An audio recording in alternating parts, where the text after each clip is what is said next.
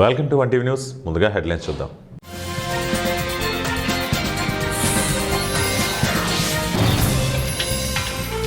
దాడి చేస్తే గట్టిగా జవాబిస్తాం, అమెరికాకు ఇరాన్ వార్నింగ్.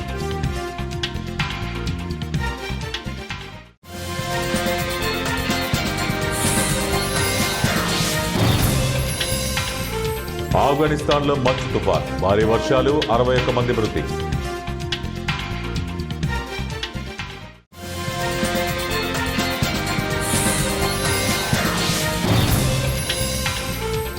సర్తో బీజేపీకే లాభం, తగినంత సమయం ఇవ్వాలి, అమర్త్య సేన్.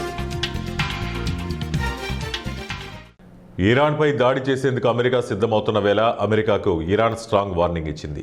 ఈసారి దాడి చేస్తే తాము గట్టిగా బదులిస్తామని హెచ్చరించింది. తమ దేశంపై ఎలాంటి సైనిక దాడి జరిగినా దాన్ని పూర్తిస్థాయి యుద్ధంగానే పరిగణిస్తామని తెలిపింది.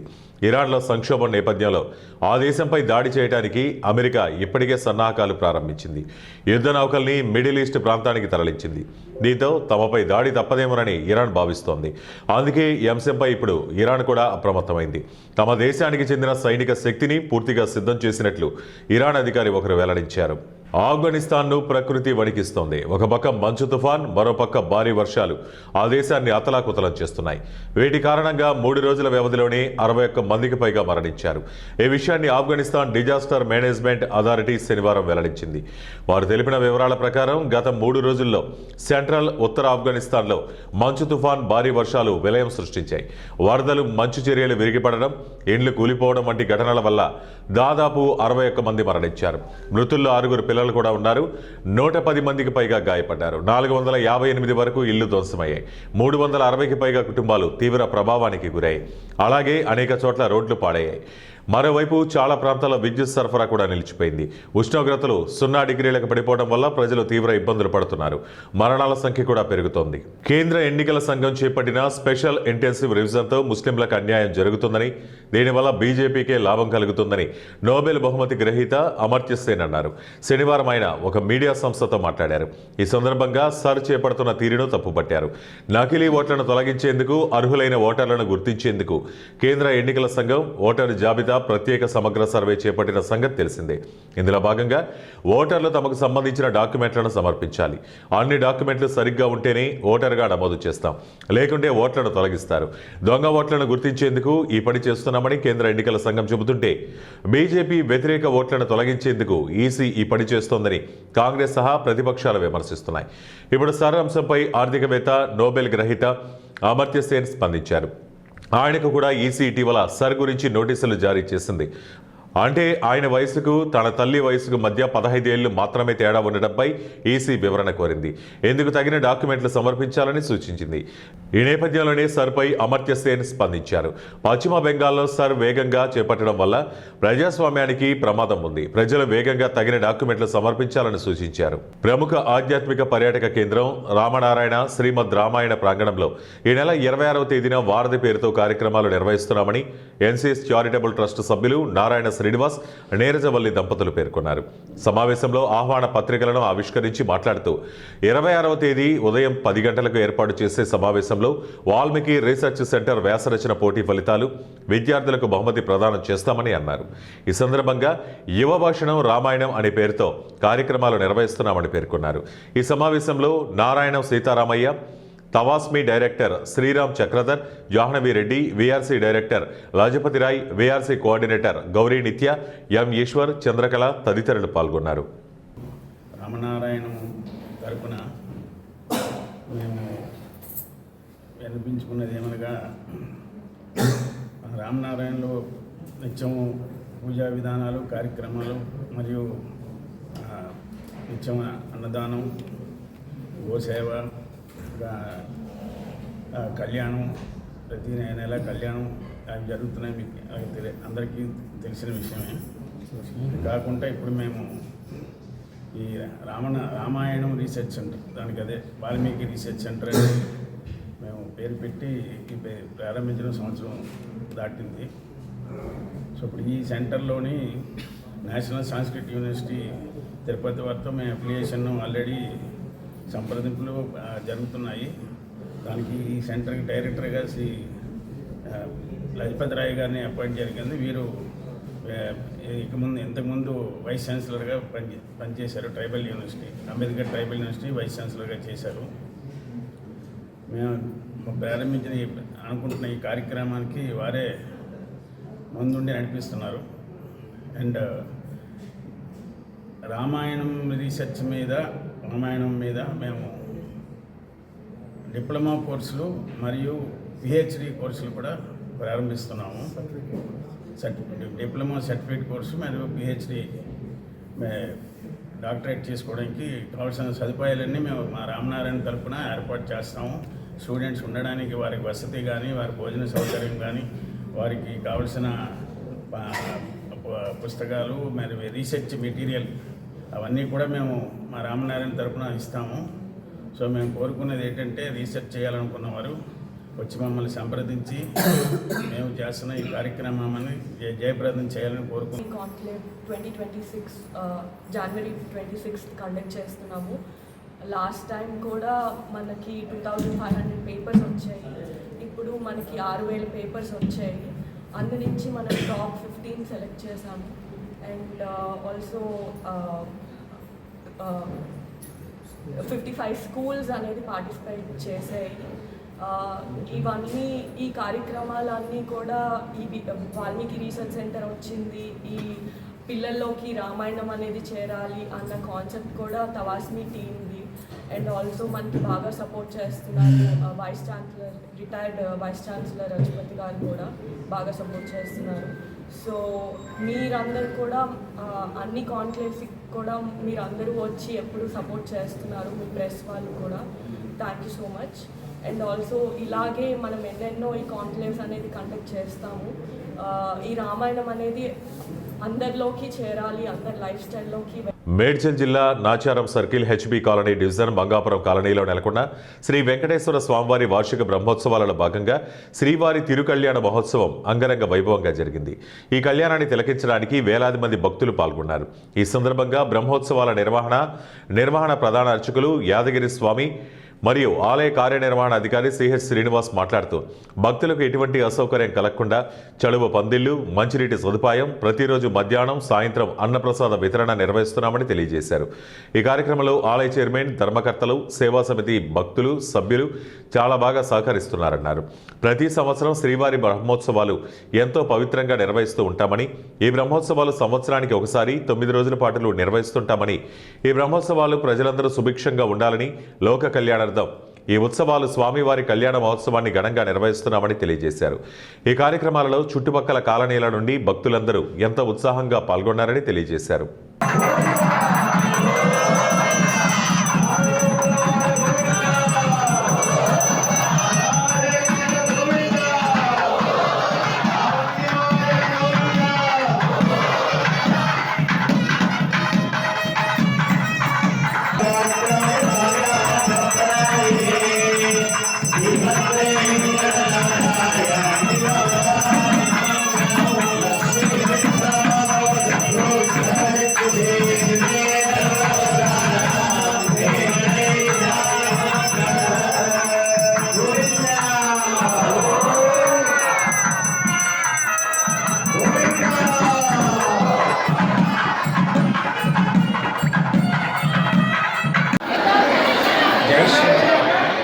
శ్రీయకాంతాయ కళ్యాణనిధేర్ధేర్ధ్యాం శ్రీవేంకటనివాసాయ శ్రీనివాసాయ మంగళం. ఓం నమో వెంకటేశాయ. మన మంగాపురం కాలనీలో చేసినటువంటి శ్రీ పద్మావతి గోదా సమేత వెంకటేశ్వర స్వామి యొక్క వార్షిక బ్రహ్మోత్సవ కార్యక్రమాలు మాఘ శుద్ధ పాఠ్యం నుంచి ప్రారంభం చేసుకొని నవంబర్ వరకు 9 రోజుల పాటు కార్యక్రమాలు జరుగుతాయి. గత సంవత్సరం మన జగదాచార్యులైనటువంటి శ్రీ శ్రీ శ్రీ తండ్రి చిన్నశ్రీమన్నారాయణ రామానుజీయర్ స్వామి వారి యొక్క ప్రత్యక్ష పర్యవేక్షణలో 50వ వార్షిక బ్రహ్మోత్సవ కార్యక్రమాన్ని, అలాగే మహాకుంభాభిషేక మహోత్సవ కార్యక్రమాన్ని అత్యంత వైభవపేతం జరుగుతున్నాం. ఈ సంవత్సరం కూడా వారి యొక్క మంగళాశాసనములతోటి ఈ కార్యక్రమాన్ని ప్రారంభం చేసుకున్నాం. ఇక్కడ ఉన్నటువంటి ఆలయ పాలకవర్గ సభ్యులు, అలాగే మన గారైనటువంటి శ్రీనివాసరావు గారి యొక్క ప్రత్యక్ష పర్యవేక్షణ ఈ కార్యక్రమాన్ని ప్రారంభం చేసుకున్నాం.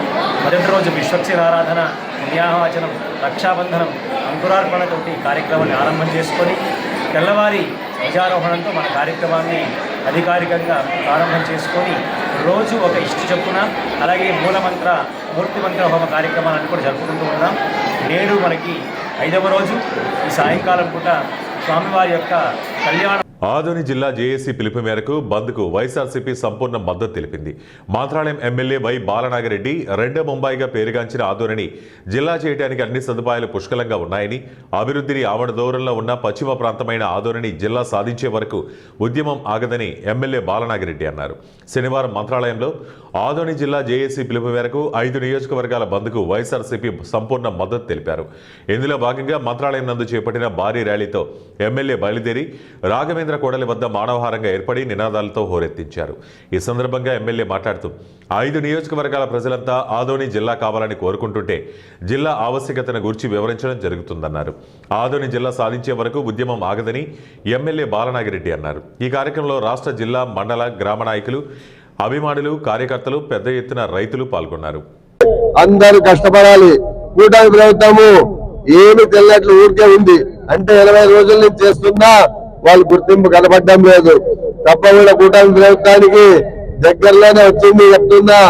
మీరు తప్పకుండా ప్రకటిస్తే మీకే మంచిదని చెప్తుందా. లేని పక్షంలో మా పార్టీ వచ్చిన తర్వాత జేఏసీ వాళ్ళు అంటే అన్ని నియోజకవర్గాలు జేఏసీ వాళ్ళని, వామపక్షాలని, అలాగే మా జగన్మోహన్ రెడ్డి గారితో పోయి తప్పకుండా మాట్లాడిస్తామని కూడా ఈ సభాముఖంగా తెలియజేస్తున్నాను. మేము ఒక పక్క ఆదోని జిల్లా కావాలంటే ఎమ్మిగనూరు ఎమ్మెల్యే ఎమ్మిగనూరు జిల్లా కావాలంటున్నాడు. అంటే ఆయన తీసుకురావాలండి, ఎమ్మిగనూరు జిల్లా చేస్తాడేమో. ఆయన నిజంగా ధైర్యం దమ్ముంటే తీసుకొస్తే మేము కూడా సంతోషపడతాము, హర్షిస్తామని చెప్తున్నాము. ఎందుకంటే ఊరికి అడ్డుపడేది కాదు. ఆదోని అంటే అన్నిటికీ సెంటర్ అవుతుందని ఆలోచనతో ఆదోని తప్ప ఎవరు కూడా ఎమ్మిగనూరు కావాలని వద్దని చెప్పడం లేదు.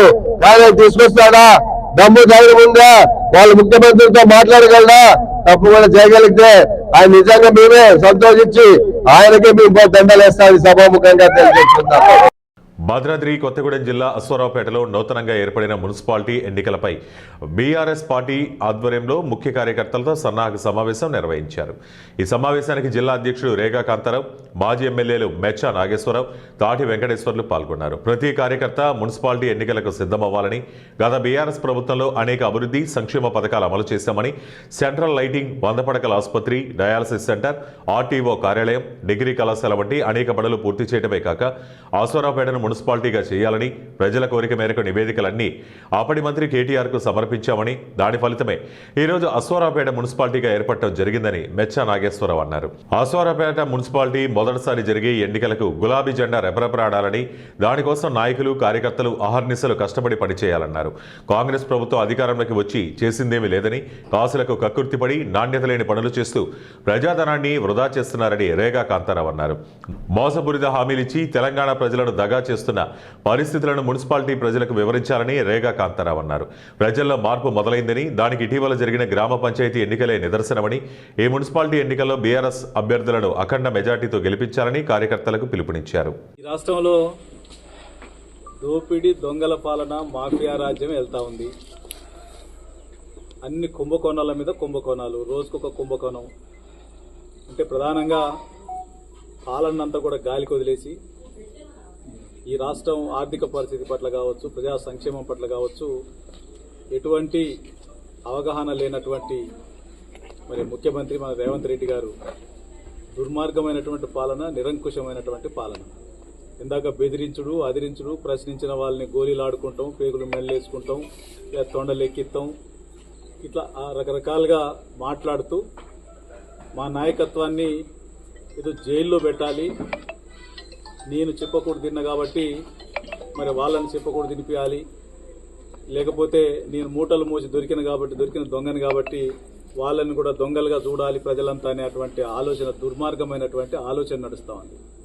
ప్రధాన ప్రతిపక్షంగా మరి తెలంగాణ రాష్ట్రం ఏర్పాటు చేసినటువంటి కారణ జన్ముడు కేసీఆర్ గారి నాయకత్వంలో అద్భుతమైనటువంటి పాలన అందించినటువంటి బీఆర్ఎస్ పార్టీ ఈరోజు ప్రధాన ప్రతిపక్షంగా కూడా బాధ్యతాయుతమైనటువంటి పాత్ర పోషిస్తూ ఈ రాష్ట్ర ఖజానాకి గండి కొట్టి జేబులు నింపుకునేటువంటి ప్రయత్నం, మంత్రులు కావచ్చు, ముఖ్యమంత్రితో సహా జేబులు నింపుకునేటువంటి ప్రయత్నం ఏదైతే చేస్తూ ఉన్నారో దానికి అడ్డుకట్ట వేసి వాళ్ళు ఏ కార్యక్రమాన్ని నిర్వహించినా కానీ భూ కుంభకోణాలు కానీ, లేకపోతే బొగ్గు కుంభకోణాలు కానీ, మరి విద్యుత్ కుంభకోణాలు కానీ, మరి గోదావరి ఎంబటైతే దోపిడి దొంగలు లెక్క పట్టపగలే దోసుకుంటా ఉన్నారు. లక్షలాది లారీలు పెట్టి ఇష్టం వచ్చినట్టు దోసుకుంటా ఉన్నారు. ఇటువంటి ప్రయత్నం చేస్తూ ఉంటే దానంతా కూడా అడ్డుకట్ట వేస్తూ ఉంటే, ఎక్కడికక్కడ అడ్డుకట్ట వేస్తూ ఉంటే తట్టుకోలేక జైల్లో పెట్టాలి, బదనాం చేయాలి, బీఆర్ఎస్ పార్టీని బదనాం చేయాలి అనేటువంటి ఆలోచన మరి దుర్మార్గం అని చెప్పి తెలియజేస్తూ, భవిష్యత్తులో కూడా 4.5 కోట్ల ప్రజానికం తరఫున తెలంగాణ రాష్ట్రం ఏర్పాటు చేసినటువంటి పార్టీగా, బాధ్యత కలిగినటువంటి పార్టీగా, ప్రధాన ప్రతిపక్ష పార్టీగా ప్రజల గొంతుకై ఖచ్చితంగా ఈ న్యాయాన్ని, అన్యాయాన్ని ఇప్పుడు కూడా వ్యతిరేకిస్తూనే ఉంటామని చెప్పేసి, అడ్డుపడుతూనే ఉంటాం, క్షణాన నిన్ను వేటాడుతూనే ఉంటామని చెప్పేసి హెచ్చరిస్తా ఉన్నాం. ఇదే తరుణంలో దేశంలోనే మొట్టమొదటిసారిగా రైతులకు అత్యంత ఆధునికమైన పరిజ్ఞానాన్ని ఇవ్వడానికి వ్యవసాయంలో సస్యరక్షణ చర్యలకు ప్రాథమిక దశలోనే శాటిలైట్ ద్వారా గుర్తించి రైతులకు చేరవేసే అధునాతనమైన యాప్ను కృషివాస్ కంపెనీ ప్రవేశపెట్టింది. ఉపగ్రహ సమాచారం, కృత్రిమ మేధస్సు మరియు మెషిన్ లెర్నింగ్ ఆధారంగా అభివృద్ధి చేసిన కృషివాస్ యాప్ను పైలట్ ప్రాజెక్టుగా రాష్ట్ర ప్రభుత్వం సుమారుగా 50,000 ఎకరాలలో భద్రాద్రి కొత్తగూడెం జిల్లా దమ్మపేట మండలంలో ఈ యాసంగి సీజన్ నుంచి ప్రవేశపెడుతున్నారు.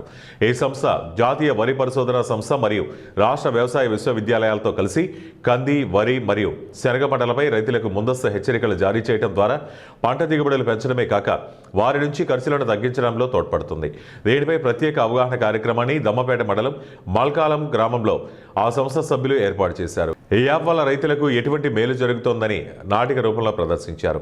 రైతుల పొలాల్లో ఎటువంటి సెన్సార్లు అమర్చకుండా ఉపగ్రహాల ద్వారా మనుషుల అవసరం లేకుండా రోజువారీ రైతుల కమతాలను పరిశీలించి ముందస్తుగా సమాచారాన్ని రైతుల మొబైల్కు అందిస్తుందని, తదనుగుణంగా రైతాంగం సమస్య ఉన్నవారు పొలం యొక్క ఆ ప్రదేశానికి వెళ్లి యాజమాన్య చర్యలు చేపట్టవచ్చని కృషివాస్ సంస్థ అసిస్టెంట్ మేనేజర్ సుచరిత అన్నారు.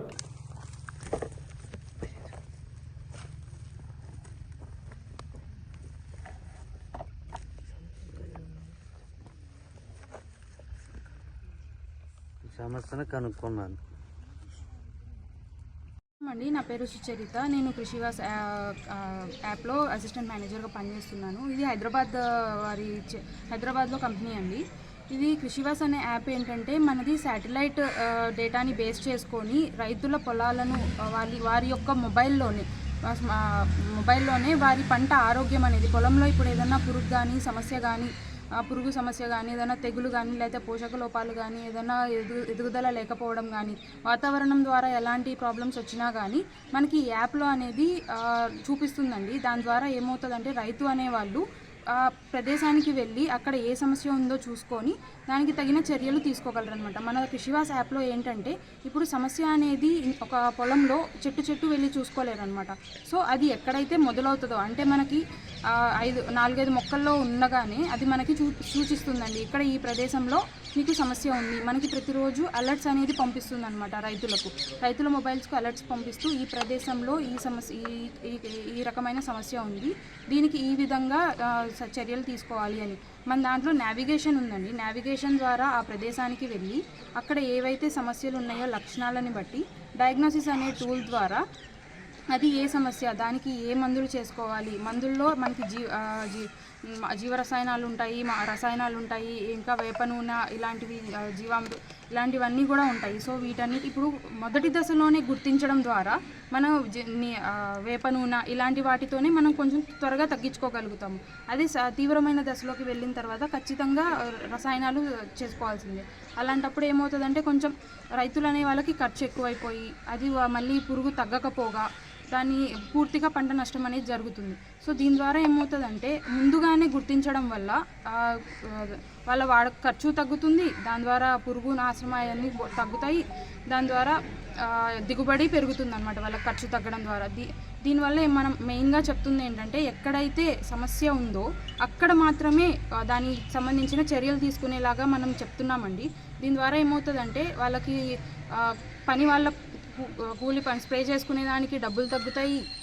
స్ప్రే ఎక్కడైతే ఉంటుందో అంతవరకే చేసుకుంటాం కాబట్టి మందు కూడా మనం తక్కువ వాడతాం అన్నమాట. దీని ద్వారా ఏమవుతుందంటే వాళ్ళకి టైము కలిసి వస్తుంది, మళ్ళీ ఖర్చు తగ్గుతుంది. సో ఇది మనం ప్రస్తుతానికి దమ్మపేట మండలంలో చేస్తున్నామండి. దమ్మపేట మండలం మొత్తం 22 విలేజ్లు మొత్తం అన్నీ చేస్తున్నాము. ప్రస్తుతానికి మనం 15 విలేజ్లు పూర్తి చేసుకున్నాము. 15 విలేజ్ల్లో కూడా ప్రతి ఒక్క రైతు దగ్గరికి వెళ్ళి వాళ్ళ ఫోన్లో వాళ్ళ పొలాలు ఇన్స్టాల్ చేయించి వాళ్ళ పొలాలు వాళ్ళకి చూపించి ఇది ఈ విధంగా ఉంటుంది, ఈ విధంగా ఉంటుందని వాళ్ళకి నేర్పించి వాళ్ళంతటా వాళ్ళు ఎలాంటి ఎవరి సహాయం లేకుండా, అంటే ఒక పురుగు మందు షాప్కి వెళ్ళి మాకు ఈ పురుగు ఇవ్వండి, ఇదేంటో కొంతమంది రైతులకు అసలు ఆ సమస్య ఏంటో కూడా తెలియదు. పురుగు మందుల షాపులకి వెళ్ళి వాళ్ళు ఏది ఇస్తే అది తీసుకుంటారు. మన దాంట్లో ఏంటంటే అది ఏ సమస్య అని కూడా వాళ్ళు చూసుకోగలుగుతారు. అది ఏ సమస్య, దానికి ఏ మందు చేసుకోవాలో కూడా చూసుకొని రైతే సొంత నిర్ణయం తీసుకోవడానికి, ఎవరి సహాయం లేకుండా వాళ్ళంతట వాళ్ళే చర్యలు తీసుకోవడానికి మన యాప్ అనేది చాలా బాగా ఉపయోగపడుతుందండి. ప్రస్తుతానికి మనకి ఈ మండలం మొత్తంలో చాలామంది రైతులు వాళ్ళంతట వాళ్ళే వాడుతున్నారు, ఎవరి సహాయం లేకుండా. నాగర్ కర్నూలు జిల్లా కల్వకుర్తి మున్సిపల్ కేంద్రంలో మలక్పేట యశోద ఆసుపత్రి వైద్యులు తాము చికిత్స అందించిన జాజాల జంగయ్య అనే పేషెంట్తో కలిసి మీడియా సమావేశం ఏర్పాటు చేశారు.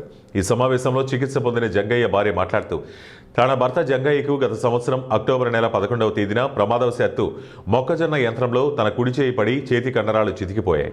గాయం అయిందని స్థానిక ఆసుపత్రిలో చూయించగా చికిత్స చేసిన కండరాలు నరాలు దెబ్బతిన్నాయి కాబట్టి లాభం లేదని చెప్పడం జరిగిందని, ఒకరి సలహా మేరకు మలక్పేట యశోద ఆసుపత్రికి వెళ్లడం జరిగిందని, డాక్టర్లు వెంటనే మాకు కౌన్సిలింగ్ ఇచ్చి చికిత్స అందించారని, ఇప్పుడు తన భర్త చేయితో మునుపటిలాగే పనిచేసుకోవడానికి పనికి వస్తుందని, చేయి మునుపటిలాగా పనిచేయదని చాలా మంది భయపెట్టారని, కానీ డాక్టర్లు తన భర్తకు సహాయం చేశారని జంగయ్య భారీ సంతోషం వ్యక్తపరిచారు.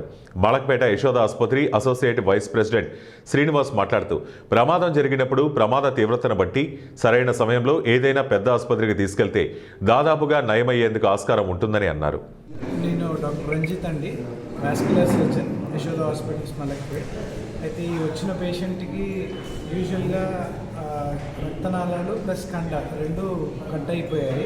రక్తనాళాలు కట్ అయితే యూజువల్గా 6 గంటల లోపు మనం రక్త సరఫరా రీస్టోర్ చేస్తే 100% రికవరీ అనేది ఉంటుంది. కానీ ఈ పేషెంట్ 12 గంటల తర్వాత వచ్చినా కానీ మనకు సక్సెస్ఫుల్గా రిపేర్ చేయగలిగాము. దాంతోపాటు ఆ కండ ఏదైతే కట్ అయిందో దాన్ని డాక్టర్ చంద్రమౌళి సార్ గారు రిపేర్ చేసి ఈరోజు మన పేషెంట్కి 100% recovery with all full moments and 100% సర్క్యులేషన్తో రావడం వచ్చినందున ఇది మనం జనాల్లోకి తీసుకెళ్ళడానికి నా ప్రయత్నం. కల్వకుర్తి మీడియా మిత్రులందరికీ నమస్కారం అండి. నా పేరు చిద్ర శ్రీనివాస్, నేను యశోద మలక్పేట్కి ప్రాతినిధ్యం వహిస్తున్నాను. ఈరోజు ఇక్కడ కలవడానికి ముఖ్య కారణం జంగయ్య అనే పేషెంట్కి జరిగిన యాక్సిడెంట్ ద్వారా గ్లాస్ ఫ్యాక్టరీలో యాక్సిడెంట్ జరిగింది.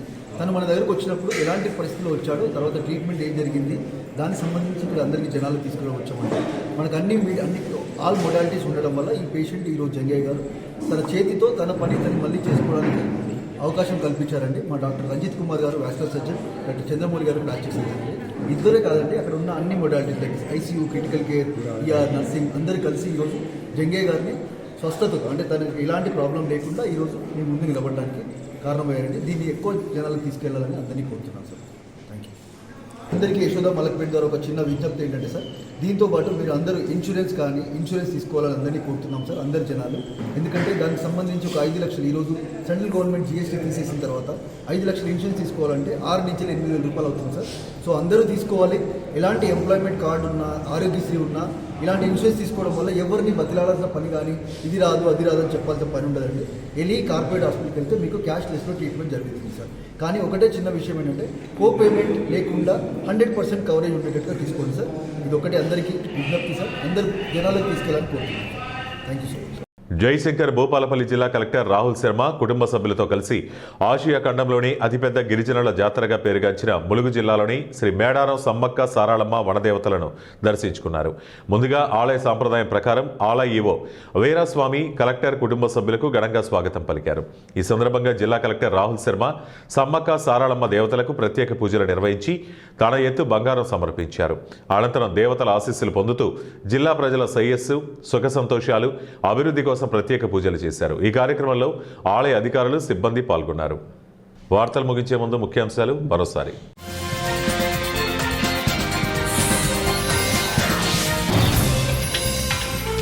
దాడి చేస్తే గట్టిగా జవాబిస్తాం, అమెరికాకు ఇరాన్ వార్నింగ్.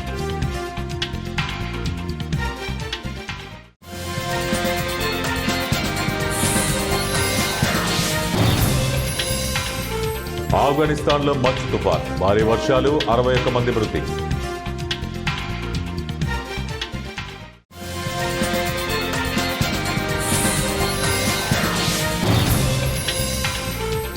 సర్తో బీజేపీకే లాభం, తగినంత సమయం ఇవ్వాలి, అమర్త్య సేన్.